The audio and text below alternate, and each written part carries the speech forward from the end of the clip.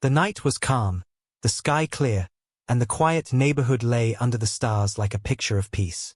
Streetlights glowed softly, their yellow light stretching across the empty road. Houses stood in silence, windows dark, families lost in dreams. But peace is fragile, and sometimes it breaks without warning. At first there was only the faint smell of smoke, drifting unnoticed into the cool night air. A small flicker danced in the window of a single house, a light so weak that any passing eye could mistake it for a candle. But within minutes, the flicker grew, spreading across the curtains, crawling along the wooden frame like a living creature hungry for air. Then came the roar. Flames burst from the windows, orange and red, licking upward into the night sky.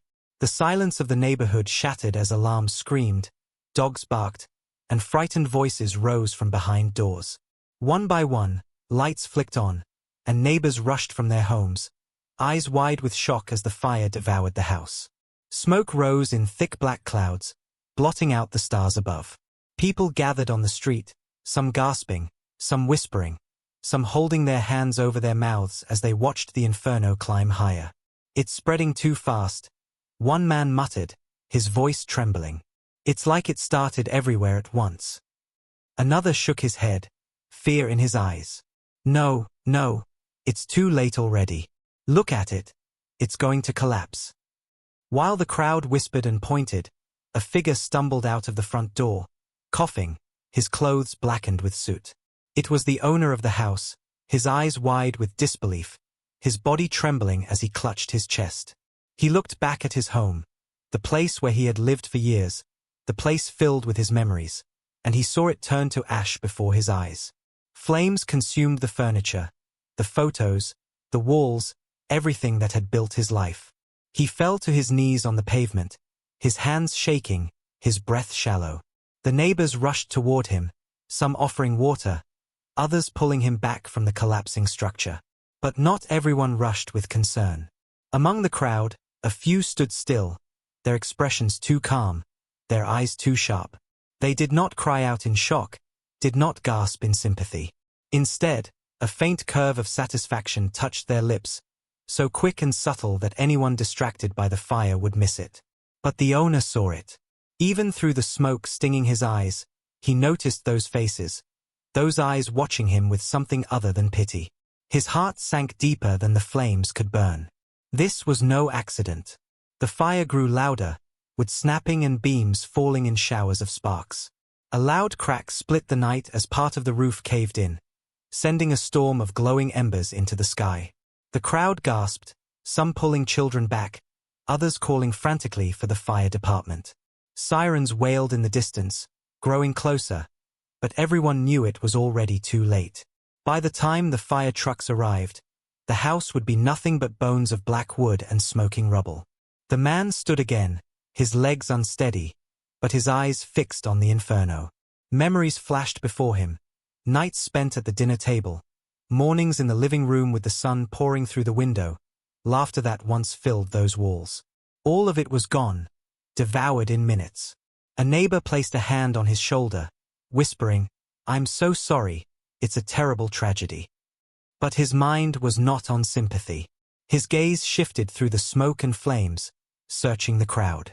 And there they were again, those same calm faces, too composed, too steady, too satisfied. They whispered to each other with smirks they tried to hide. They didn't look shocked. They didn't look heartbroken. They looked like people who had been waiting for this. His chest tightened, not just from the smoke but from realization. This was no accident. This was something darker, something planned. He clenched his fists, his face pale but his eyes burning hotter than the fire behind him. The fire trucks finally roared into the street, spraying water into the blaze, but the house was already collapsing in waves of sparks and smoke. Firefighters shouted orders, dragging hoses, keeping the flames from leaping to nearby homes. The neighbors were pushed back, the crowd thinning, but still those familiar faces lingered, watching the destruction with hidden smiles. The man turned away, his heart breaking, his mind racing. He was left with nothing, no home, no clothes, nothing but ash. But as the night dragged on and the flames died down into smoking ruins, A thought grew inside him like a spark refusing to be smothered. He would not stay broken.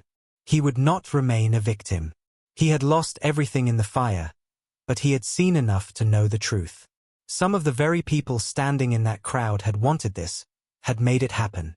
And while his house was gone, his fight was not. The night ended with the fire smoldering and the man sitting silently on the curb, his face lit by the dying glow. Around him, people whispered about loss and tragedy, but his silence carried something heavier than grief. Suspense hung in the air like smoke. The fire had taken his home, but it had also revealed something else. This was not over. It was only the beginning. The morning after the fire, the neighborhood smelled of smoke and ash. The air was heavy, the ground blackened, and the ruined skeleton of the house still smoldered under the gray sky. Firefighters had long gone, leaving only a taped line around the ruins, but the sight was enough to make passing eyes widen in pity. The man sat quietly on the curb, staring at the smoking remains. He had not slept. His clothes were the same as last night, still smelling of smoke, his hands still black with soot. Every memory of his life had been eaten by the flames, and all that remained was silence. Some neighbors passed by and offered words of comfort, patting his shoulder, whispering about donations, food, and temporary shelter. But beneath their words he felt something else, pity mixed with distance, as if he was no longer one of them. He was the man with the burned house, the reminder of tragedy they wanted to look at only briefly before walking away. Yet what hurt more than pity was the cruelty that soon followed. Behind closed doors and in hushed voices, whispers grew. Maybe he wasn't careful. I heard he left something burning inside. Some people just aren't responsible homeowners. These words spread faster than the fire itself, turning sympathy into blame. Within days, the man realized the whispers were not mistakes. They were seeds planted by those same neighbors he had seen smiling too calmly during the fire. At the local store, he overheard two women shaking their heads. It's sad, but you know, it's his own fault. Maybe if he had followed safety codes, this wouldn't have happened. Another neighbor added with a smirk, he never really fit here, did he? Always too quiet. Too proud. Maybe this was bound to happen. When he walked by, the conversation stopped, but the smirks lingered. He knew. They were not grieving for him. They were enjoying his downfall. Each day made the cruelty sharper. Children who used to wave at him were now pulled back by their parents, told to stay away. Neighbors who once borrowed tools or shared greetings now crossed the street to avoid him. Some even laughed softly when he passed, their eyes gleaming with satisfaction. It was clear, they wanted him gone. They had burned his house, and now they wanted to burn what was left of his spirit. But the man did not argue. He did not shout. He did not even defend himself. He walked through the ruins of his life with silence, his eyes cold, his face calm. Inside, though, something was changing. Every cruel word was fuel. Every mocking smile was a spark. They thought they had broken him, but in truth, they were shaping his resolve. One night, as he stood before the charred remains of his home, he saw two figures lingering across the street. They whispered to each other, pointing at the ruins, one of them laughing before walking away. He clenched his fists, not from grief but from the growing certainty of truth. They had done this. They thought they were untouchable, that their cruelty would remain hidden in the smoke. But they had underestimated the man whose life they tried to erase. Days turned into weeks, and slowly the gossip grew crueler. People began saying he should move away, that the neighborhood had no place for someone like him. At a small gathering organized by the HOA, he even heard a smug voice say, "Some people don't belong here." Maybe the fire was a sign. The words were followed by laughter, sharp and cutting. The man sat quietly at the back, his face blank, but his heart steady. He had heard enough. He had seen enough. They believed the fire had destroyed him. They believed their whispers and insults had pushed him to the edge. But they were wrong. The fire had not ended him. It had awoken him. As he left the meeting, his steps slow but deliberate, his eyes glinted with something no one noticed, a spark of revenge. The cruelty of his neighbors had not broken him. It had given him purpose. He would not only rebuild. He would rise higher than they could ever imagine. And when the time came, they would learn a truth more powerful than fire. Sometimes the man you try to destroy is the one who already holds your fate in his hands. The ruins of the burned house stood like a black scar in the neighborhood, a reminder of loss that most people wanted to forget. But the owner did not forget. Each day, while the neighbors whispered and mocked, he walked slowly through the ashes of his home. His eyes sharp, his mind calm, looking for what others had missed. At first, people thought he was broken, wandering aimlessly through what was left. But he was not broken. He was searching. And little by little, the truth began to appear. Near the back of the house, hidden under collapsed wood, he found the first clue, a shattered bottle, its glass blackened by fire but still carrying the faint smell of fuel. He picked it up carefully, turning it in his hands. His eyes narrowed. This was no accident. He found more in the days that followed. Fragments of cloth soaked in chemicals, a matchbox not his own, footprints burned into the dirt leading away from the property. Each piece added weight to the truth he had already suspected. Someone had set the fire. But not just anyone. Someone close, someone who wanted him gone. He remembered the faces in the crowd that night, the ones who had looked too calm, too satisfied. His suspicions grew sharper, and he began to watch them more closely. At night, while the neighborhood slept, he sat quietly in his car at the edge of the street, his eyes fixed on those houses. He saw them laugh, he saw them drink together, and sometimes, when they thought no one was watching, he saw them glance at the blackened ruins of his home with smirks they could not hide. He started keeping notes, writing down who visited who whispered with who, and how their stories never matched when spoken aloud in front of others. He noticed how one man always spoke the loudest about how irresponsible he had been, as if trying to bury the truth under his own noise. He noticed how another neighbor avoided his eyes completely, her nervous laughter giving her away every time. Slowly, the pieces came together, not as rumors but as a map of guilt. One evening, as he walked past two of them sitting on a porch, he slowed his steps, his ears sharp. Their voices were low, but not low enough. "We taught him, didn't we?" one whispered. The other chuckled. "Yeah, and now he knows his place. He won't dare step against us." The man's chest tightened, but he did not turn or confront them. He kept walking, his face calm, his steps steady, but inside his heart burned hotter than the fire that had destroyed his home. They had admitted it. They thought he was weak. They thought the fire had finished him. But all it had done was sharpen his resolve. Over the next days, he began to gather evidence more carefully. He picked up scraps near their trash bins, found empty bottles matching the ones from his ruins, overheard more drunken boasts when they believed no one was listening. Piece by piece, he built the truth in silence, never showing anger, never giving them a reason to suspect. To the neighbors, he still looked like the broken man who had lost everything. They mocked him openly now, calling him cursed, telling others he should leave before another accident happened.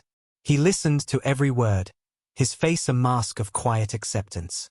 But behind that mask, plans were forming. His silence was not weakness, it was the calm before the storm. One night he stood again in front of the ashes of his house, the moonlight shining down on the black skeleton of walls and beams. In his hand was the broken bottle he had found, and in his eyes was the cold fire of certainty. He whispered to himself, a promise only the night could hear. "They burned my house. They think it is over. But they do not know what I truly hold." His lips curved into the faintest of smiles, not of joy, but of quiet determination. The neighbors had set the fire to erase him. They had mocked him to break him. But they had no idea that the man they tried to destroy was not powerless. In fact, he had a card to play that would turn everything upside down. And soon, very soon, the same street where they had laughed at his pain would become the place where their own pride burned to ash weeks past, and the ruins of the burned house remained untouched, a black skeleton in the center of the street. People had begun to treat it as an eyesore, something they wished would disappear, just like the man who had lived there. Some neighbors whispered louder now, bold in their cruelty. "He should sell the land and leave," one said. "Nobody wants him here anymore," another added. They thought he was weak, defeated, ready to vanish like the smoke that had once filled the sky. But the man was not gone. He was silent, yes, but his silence was not surrender, it was preparation. While they mocked, he worked. While they whispered, he planned. While they laughed, he built something stronger than fire. He had been waiting for the right moment, and that moment came on a sunny afternoon when the neighbors gathered for an HOA meeting. The smell of fresh coffee and the sound of casual chatter filled the air as people sat under a white tent in the middle of the street. The same faces who had mocked him now sat proudly, their voices loud, their arrogance filling the air. They spoke of fines, of rules, of how the neighborhood should look better without troublemakers. They laughed at the thought of the man being forced out. Then, like a shadow turning into light, he arrived. He walked calmly down the street, his step steady, his face expressionless. The crowd grew quiet, their laughter fading as they saw him. He was dressed differently now, no longer in ash-stained clothes but in clean, sharp attire. In his hand was a leather folder filled with documents. He stopped at the edge of the gathering, letting the silence settle before speaking in a calm, firm voice that carried through the air. "You've spoken a lot about who belongs here," he said, his eyes scanning the crowd. "You've decided who should stay and who should leave. But perhaps it's time you learned who truly owns this street." The neighbors shifted uncomfortably, their smirks fading. A few laughed nervously, thinking it was another attempt at defiance, but their laughter died quickly when he opened the folder and began pulling out papers. "You burned my house," he continued, his tone low but sharp. "You thought you destroyed me. You whispered that I should leave, that I didn't belong. But while you were busy laughing, I was busy proving the truth." He laid the documents on the table in front of them, one by one. Deeds, titles, ownership records, signatures, stamped and legal. The crowd leaned forward, their eyes widening as they realized what they were seeing. He wasn't just another homeowner. He wasn't just a man clinging to ashes. He was the landlord, the true owner of the land beneath their houses. Every roof, every yard, every mailbox, they all stood on property that was his. Gasps filled the tent. Some shook their heads in disbelief. "No, this can't be," one neighbor whispered, his face pale. Another flipped through the papers, his hands trembling, only to find the official seals and signatures staring back at him, undeniable and final. The man's calm gaze swept over them as he said, "You mocked me for losing a home. But you never realized you live in mine. Every wall you stand in, every chair you sit on, it all stands on land that belongs to me. I am the owner of this street. And you are only tenants." Silence crushed the gathering, heavy and suffocating. Those who had laughed the loudest now looked the most broken, their smug expressions replaced by fear. The man did not smile, did not raise his voice, did not gloat. His revenge was not in shouting, it was in truth, plain and undeniable. He turned and looked at the ruins of his house, still black and broken, then back at them. "You burned what you could see, but you never touched what I truly held. And now, you will understand what it feels like to lose." He closed the folder and walked away, leaving the papers in their trembling hands. The neighbors sat frozen, their world collapsing around them. The man's return was not with anger, but with power. And that power was greater than any fire. The neighborhood was never the same after that meeting. The papers had spoken louder than any threat, and the people who once mocked the man now avoided even looking him in the eye. But the story did not end with the reveal. The man knew their cruelty ran deep, and he knew that fear alone was not enough. Justice had to come, slow and sharp, like a knife that cuts deeper with each turn. It began quietly. Days after the meeting, official letters started arriving at their doors. At first, the neighbors thought it was some mistake, strange envelopes with the man's name printed neatly at the bottom. But as they opened them, their faces drained of color. Rent notices, new terms of tenancy, fines for violations of property agreements they had never thought applied to them. Rules that suddenly mattered because they no longer lived on their own land. They lived on his. The same people who had mocked him for losing his home now stood in front of their mailboxes, pale and trembling as they read the demands. Some stormed over to his temporary place, shouting, waving the papers in the air, demanding an explanation. But when he answered the door, he did not shout back. He simply looked at them with calm eyes and said, "The land is mine. The rules are yours to follow. You burned what was mine. Now I hold what is yours. Pay or leave." His voice was steady, his expression unreadable, and that calmness frightened them more than anger ever could. Soon, the changes spread beyond letters. One morning, a family awoke to find that their driveway was blocked by construction workers laying down pipes. They rushed outside, shouting, but the workers simply pointed to the permits signed by the landowner. Another neighbor found his backyard fence had been marked for removal, the notice nailed in place with the man's signature stamped at the bottom. Every small comfort they had once taken for granted, driveways, gardens, sheds, suddenly felt fragile, like sand slipping from their hands. And every change came with the same quiet reminder. This was not their land. It was his. The whispers that once targeted him now turned into desperate gossip about him. At night, lights flickered in kitchens where neighbors sat arguing, their voices filled with panic. "We can't pay this rent. What if he takes our house? Maybe we should just leave." The same mouths that had laughed at his loss now shook with fear of losing their own. The man watched it all silently, never raising his voice, never showing anger. He walked the street calmly each evening, the same street where he had once been mocked, and now the same street where doors closed quickly when he passed. Children who once giggled behind his back now stood quietly, their parents pulling them inside as if his shadow carried judgment. The revenge was not fire and destruction. It was patience. It was precision.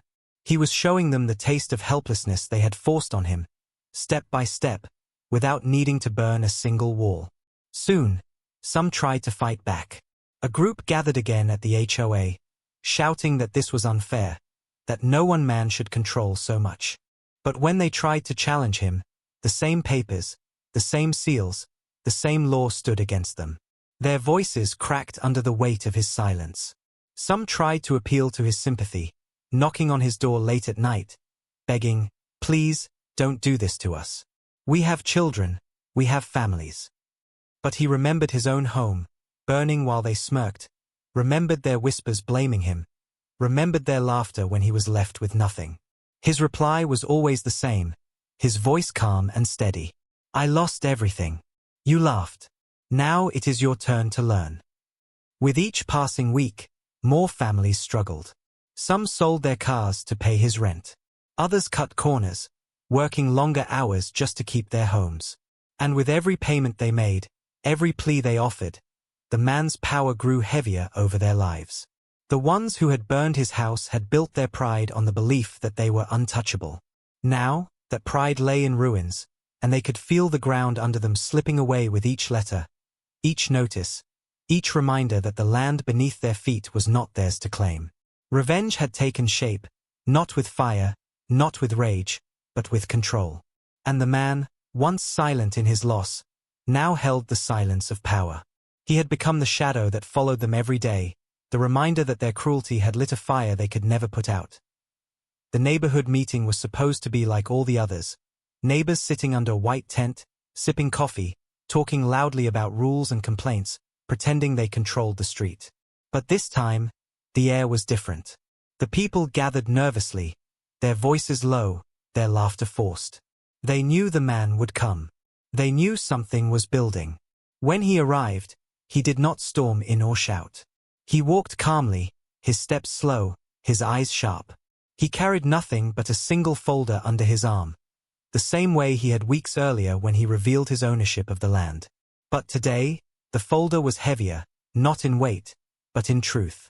The whispers died as he stepped into the circle. All eyes followed him, some filled with fear, others with silent anger, but none with the arrogance they once held. He placed the folder on the table, opened it, and spread the papers before them. "You burned my house," he said, his voice steady and cold. "You mocked me. You told me I did not belong. But I have watched. I have listened. And now, I will show everyone here what you truly are." Gasps rippled through the crowd as he pulled out photographs.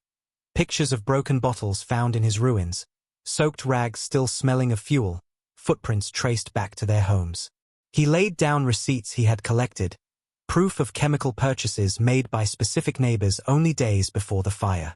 Then he played a recording, captured one night when two of them had spoken too loudly on a porch, bragging about teaching him a lesson.